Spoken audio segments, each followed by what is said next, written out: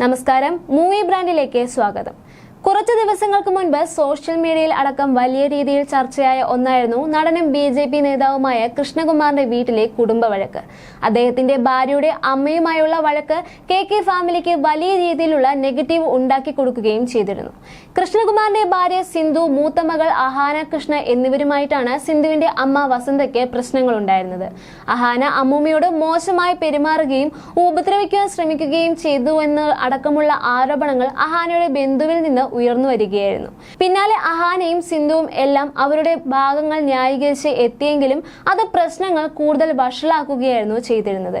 ഇപ്പോഴിതാ ആദ്യമായി കൃഷ്ണകുമാർ തന്നെ വിഷയത്തിൽ പ്രതികരിച്ച് എത്തിയിരിക്കുകയാണ്. പ്രതികരിക്കുന്ന താൻ പറയുന്നതിന് മുൻപ് തന്നെ മകൾ പ്രതികരിച്ചു പോയെന്നും താനും പ്രശ്നങ്ങൾ കണ്ടാൽ പ്രതികരിക്കുന്ന ആളാണ് എന്നുമായിരുന്നു അഭിമുഖത്തിൽ കൃഷ്ണകുമാർ പറഞ്ഞത്. സുന്ദരവും സമാധാനവുമായ ജീവിതം ഉണ്ടാകണമെങ്കിൽ ചില വിട്ടുവീഴ്ചകൾ ചെയ്ത് പോയി കഴിഞ്ഞാൽ നടക്കുമെന്നും നടൻ പറയുന്നുണ്ട്. ഞാൻ ചെറുപ്പത്തിൽ വളരെയധികം പ്രതികരിക്കുന്ന ആളായിരുന്നു. നിരവധി പ്രശ്നങ്ങളിൽ ചെന്ന് പെട്ടിട്ടുമുണ്ട്. സീരിയൽ മേഖലയിൽ എന്നെ വിളിച്ചിരുന്നത് പ്രശ്നേഷ് കുമാർ എന്നായിരുന്നു. ഈ പ്രശ്നങ്ങൾ കാണുമ്പോൾ നടി ശ്രീവിദ്യ എന്നെ വിളിച്ച് സംസാരിക്കുകയുണ്ടായി.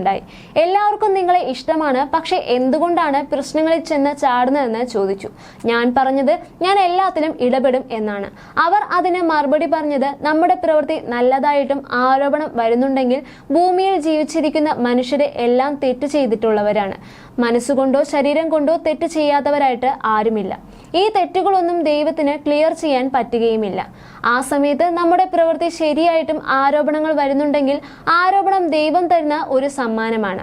ആരോപണം നിങ്ങളുടെ ഓറയെ ശുദ്ധീകരിക്കും, നിങ്ങൾക്ക് ഉയർച്ച ഉണ്ടായിരിക്കും എന്ന് പറഞ്ഞു. അതിന്നും ഞാൻ എൻ്റെ മനസ്സിൽ വെക്കുന്നുണ്ട്. പ്രശ്നങ്ങൾ വരുമ്പോൾ ഞാൻ മക്കളോട് പറയും, എടാ ഉവ്വേ, ആരും പ്രതികരിക്കില്ല, ആ പ്രശ്നം നല്ലതാണ് എന്ന്.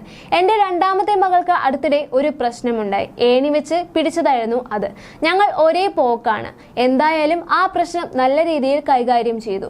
അത് കഴിഞ്ഞപ്പോൾ തന്നെ മോൾക്ക് ഒരു കുഞ്ഞ് ജനിച്ച് നല്ല കാലം തുടങ്ങി. പുതിയ സ്ഥാപനം തുടങ്ങുന്നു, നല്ല രീതിയിൽ പോയിക്കൊണ്ടിരിക്കുന്നു.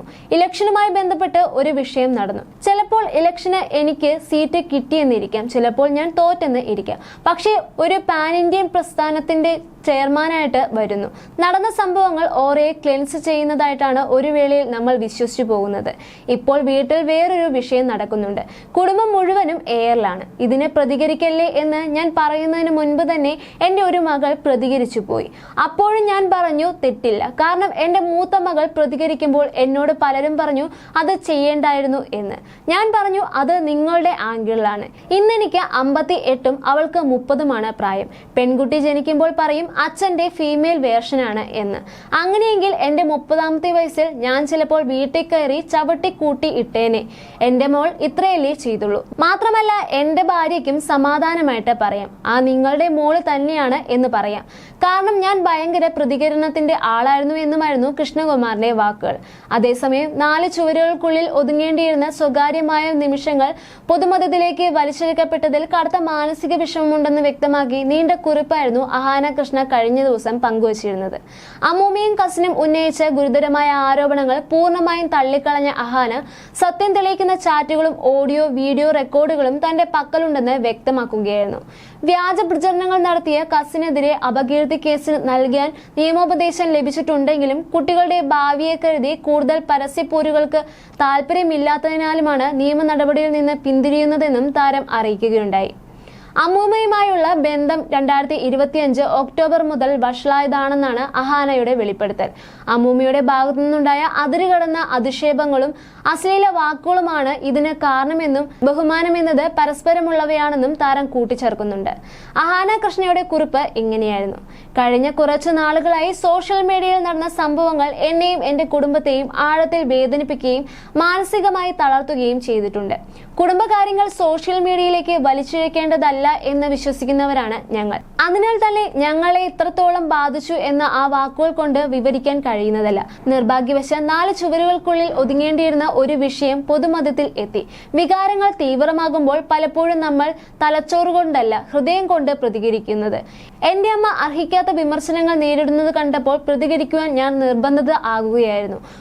ഒരുപക്ഷെ എനിക്ക് മൗനം പാലിക്കാമായിരുന്നു. എന്നാൽ അങ്ങനെ ചെയ്തിരുന്നുവെങ്കിൽ ഒട്ടും ന്യായമല്ലാത്ത ഒരു തെറ്റിദ്ധാരണയുടെ ഭാരം എൻ്റെ കുടുംബത്തിന് പേറേണ്ടി വരുമായിരുന്നു. സത്യം തുറന്നു പറയുന്നത്, ഒരു തെറ്റിദ്ധാരണ തിരുത്താൻ മാത്രമാണ് ഞാൻ ആഗ്രഹിച്ചിരുന്നത്. അപ്പോൾ ഞാൻ കരുതിയിരുന്നില്ല കാര്യങ്ങൾ എങ്ങനെയായിത്തീരുമെന്ന്. ഞാൻ പറയുന്നതെല്ലാം സത്യമാണെങ്കിൽ ഇനി എന്താണ് പേടിക്കാൻ എന്നാണ് ഞാൻ എന്നോട് തന്നെ ചോദിച്ചിരുന്നത്.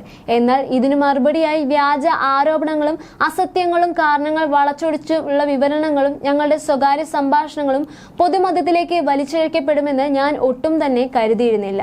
തങ്ങൾ ചെയ്തതും പറഞ്ഞതുമായ കാര്യങ്ങൾ മറച്ചുവെക്കാൻ ചിലർ എത്രത്തോളം അധപ്പതിക്കും എന്ന് എനിക്ക് ഊഹിക്കാൻ കഴിഞ്ഞില്ല എന്നാണ് എനിക്ക് സംഭവിച്ച തെറ്റ്. ചില മനുഷ്യർ തങ്ങളുടെ സ്വന്തം വാക്കുകളെ നേരിടുവാൻ ധൈര്യമില്ലാത്തവരാണ്. അവർ പതിയെ കഥകൾ ഉണ്ടാക്കി ഇന്റർനെറ്റിൽ പങ്കുവയ്ക്കുന്നു. കാരണം ഇത്തരം കഥകൾ ആഘോഷിക്കുവാൻ കാത്തിരിക്കുന്ന ഒരു വലിയ വിഭാഗം ആളുകൾ ഇവിടെ ഉണ്ട് എന്ന് അവർക്കും അറിയാം. ഇതൊന്നും മുൻകൂട്ടി കാണുവാൻ കഴിഞ്ഞില്ല എന്നതാണ് എനിക്ക് സംഭവിച്ച വീഴ്ച. ഇതൊക്കെ സംഭവിക്കുമെന്ന് ഉറപ്പായിരുന്നുവെങ്കിൽ ഒരുപക്ഷെ ഞാൻ മൗനിയായി തന്നെ ഇരിക്കുമായിരുന്നു. എൻ്റെ അമ്മൂമ്മയെ നേരിട്ട് അറിയാവുന്നവർക്ക് ഇതൊരു പുതിയ അറിവായിരിക്കില്ല.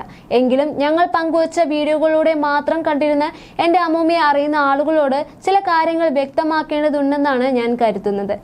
എൻ്റെ അമ്മൂമ്മയും ഞങ്ങളിൽ ചിലരും തമ്മിൽ ബന്ധം 2025 ഒക്ടോബർ മുതൽ വഷളായതാണ്. ഇതിന് പൂർണ്ണ ഉത്തരവാദി അവരാണ്. എൻ്റെ അമ്മൂമ്മയോട് ഞാൻ ഒരു പ്രത്യേക രീതിയിൽ സംസാരിക്കുന്നത് നിങ്ങൾ കേട്ടിട്ടുണ്ടെങ്കിൽ അതിന് കാരണം ഒരു അമ്മൂമ്മയും അവരുടെ കൊച്ചുമകളോട് സംസാരിക്കാൻ പാടില്ലാത്ത രീതിയിൽ എന്നോട് സംസാരിച്ചതുകൊണ്ടാണ്. അവർ ഉപയോഗിച്ച വാക്കുകൾ അതിരുകടന്നതായിരുന്നു. അശ്ലീലവും ലൈംഗികമായി അധിക്ഷേപിക്കുന്നതും ഒരു അമ്മൂമ്മയിൽ നിന്ന് കേൾക്കുവാൻ അസാധ്യവുമായ കാര്യങ്ങളായിരുന്നു അവ. ആ വൃത്തികെട്ട വാക്കുകളിൽ നിന്നും ഇനിയും പോകാൻ താല്പര്യമില്ലാത്തതിനാൽ ആ വാക്കുകൾ ഞാൻ ഇവിടെ ആവർത്തിക്കുന്നില്ല. എങ്കിലും അവ എനിക്ക് കടുത്ത മുറിവേൽപ്പിച്ചിരുന്നു. ബഹുമാനം എന്നത് പരസ്പരം നൽകേണ്ടതാണെന്നാണ് എൻ്റെ അഭിപ്രായം. പ്രായമോ ബന്ധമോ സ്ഥാനമോ ആർക്കും മറ്റൊരാളെ ഉപദ്രവിക്കുവാനോ അപമാനിക്കുവാനോ ഉള്ള ലൈസൻസ് അല്ല. നൽകിയില്ലെങ്കിൽ തിരിച്ചും ബഹുമാനം പ്രതീക്ഷിക്കരുത്. ഇതൊരു പണത്തിന് വേണ്ടിയുള്ള തർക്കമാണെന്ന് ചിത്രീകരിക്കുവാനും ശ്രമങ്ങൾ നടന്നിരുന്നു. എന്നാൽ അതൊട്ടും തന്നെ ശരിയല്ല. അധ്വാനിച്ച് സ്വന്തം കാലിൽ നിൽക്കണമെന്നാണ് ഞാനും എൻ്റെ സഹോദരിമാരും എപ്പോഴും വിശ്വസിച്ചിട്ടുള്ളത്. മാതാപിതാക്കളെയോ അമ്മൂമ്മമാരെയോ ഒരു സാമ്പത്തിക സുരക്ഷിതത്വമായോ സ്വത്തിന്റെ സ്രോതസ്സായോ ഞങ്ങൾ ആരും തന്നെ കണ്ടിട്ടില്ല. സ്വന്തമായി അധ്വാനിച്ച് ജീവിക്കുന്നതിൽ അഭിമാനിക്കുന്ന സ്ത്രീകളാണ് ഞങ്ങൾ. ഭൗതിക നേട്ടങ്ങൾ വെച്ച് ഞങ്ങൾ കുടുംബാംഗങ്ങളെ അളന്നിട്ടില്ല. ഈ വിഷയം ഒരിക്കലും ഇതിനെക്കുറിച്ചുള്ളതായിരുന്നില്ല. എൻ്റെ അമ്മൂമ്മ ഫോണിൽ നിന്ന് ഞാൻ അയച്ചതെന്ന് പറഞ്ഞ ചില മെസ്സേജുകൾ വായിക്കുന്നത് നിങ്ങൾ കേട്ടിട്ടുണ്ടാകും. അവരോട് എനിക്ക് മറ്റൊരു ചോദ്യമേ ചോദിക്കാനുള്ളൂ. മറ്റൊരാളുടെ മറുപടികൾ മാത്രം വായിച്ച് കേൾപ്പിക്കുമ്പോൾ ആ മറുപടികളിലേക്ക് നയിച്ച മെസ്സേജുകളും സംഭാഷണങ്ങളും അവർ എന്തുകൊണ്ടാണ് മറച്ചു വെക്കുന്നതെന്ന്. ഞങ്ങളുടെ സ്വകാര്യ ഫാമിലി വാട്സാപ്പ് ഗ്രൂപ്പിൽ ഞാൻ അയച്ച മെസ്സേജുകൾ എൻ്റെ കസിൻ വായിക്കുന്നത് നിങ്ങൾ കേട്ടിട്ടുണ്ടാകും. ഞാൻ പറഞ്ഞ കാര്യങ്ങൾ ഞാൻ നിഷേധിക്കുന്നില്ല. ആ സമയത്ത് ഞാൻ ദേഷ്യത്തിലായിരുന്നു. സാധാരണയായി ഉപയോഗിക്കാത്ത വാക്കുകൾ ഉപയോഗിച്ചിട്ടുമുണ്ട്. എന്നാൽ നിങ്ങൾ കേട്ടത് എൻ്റെ മെസ്സേജുകൾ മാത്രമാണ്. അതിന് ആസ്പദമായ മുഴുവൻ സംഭാഷണങ്ങളും അല്ല. അമ്മൂമ്മയുമായി കാര്യങ്ങൾ എത്രത്തോളം ബുദ്ധിമുട്ടായി മാറുന്നു എന്ന് എൻ്റെ കസിൻ തന്നെ പറഞ്ഞു തുടങ്ങിയതായിരുന്നു ആ സംഭാഷണങ്ങളിൽ പലതും. അതിനോട് പ്രതികരിക്കുക മാത്രമാണ് ഞങ്ങൾ എല്ലാവരും ചെയ്തിട്ടുള്ളത്. യാഥാർത്ഥ്യം ഇതായിരിക്കെ സ്വന്തം മെസ്സേജുകളും സന്ദർഭങ്ങളും ഒഴിവാക്കി എൻ്റെ മെസ്സേജുകൾ മാത്രം തിരഞ്ഞെടുത്ത് വായിക്കുന്നത് കണ്ടപ്പോൾ എനിക്ക് വലിയ അസ്വസ്ഥതയും ആഘാതവുമാണ് ഉണ്ടായത്. ഇതിൽ നിന്ന് എനിക്കൊരു കാര്യം തന്നെ വ്യക്തമായി. സത്യം എന്താണെങ്കിലും അവർ നിർമ്മിച്ച വ്യാജ കഥകളെ ഞാൻ ചോദ്യം ചെയ്തു എന്ന ഒരു ഒറ്റ കാരണത്താൽ തന്നെ എന്നെ ഏറ്റവും മോശക്കാരിയായി ചിത്രീകരിക്കുക എന്നത് മാത്രമായിരുന്നു അവരുടെ ലക്ഷ്യം. ഞാൻ അമ്മൂമ്മയെ ശാരീരികമായി ഉപദ്രവിക്കുവാൻ ശ്രമിച്ചു എന്നതായിരുന്നു എനിക്കെതിരെ ഉന്നയിക്കപ്പെട്ട ഏറ്റവും ഗുരുതരമായ ആരോപണം. അത് തികച്ചും അസത്യമാണ്. എൻ്റെ അപ്പൂപ്പന്റെ മരണത്തിന് 2 ദിവസത്തിന് ശേഷം കുടുംബപരമായ ചില കാര്യങ്ങൾ സംസാരിക്കാൻ ഞാനും അമ്മയും അനിയത്തിമാരും ഒരു സുഹൃത്തും കൂടി അമ്മൂമ്മയെ സന്ദർശിച്ച ദിവസമാണ് അവർ പറയുന്നത്. മുൻപും സംഭവിക്കാത്ത കാര്യങ്ങൾ സംഭവിച്ചു എന്ന് അമ്മൂമ്മ അവകാശപ്പെട്ടിരുന്നതിനാൽ ഇത്തരം സംഭവങ്ങൾ റെക്കോർഡ് ചെയ്യുന്നത് ഞങ്ങൾ ഒരു പതിവാക്കിയിരുന്ന കാര്യമാണ്.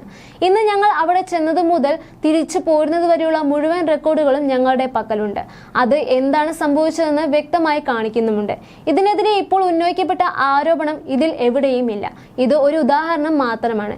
ഇവർ രണ്ടുപേരും ചേർന്ന് എനിക്കെതിരെ ഉന്നയിച്ച മറ്റ് പല ആരോപണങ്ങളും അസത്യങ്ങളാണ്. ചാറ്റുകളിലും റെക്കോർഡിങ്ങുകളിലും സത്യം ഭദ്രമാണ്. ഇത് തെളിയിക്കേണ്ട ഒരു ദിവസം വന്നാൽ ഞാൻ അത് തെളിയിക്കുക തന്നെ ചെയ്യും എന്നുമായിരുന്നു അഹാനയുടെ വാക്കുകൾ.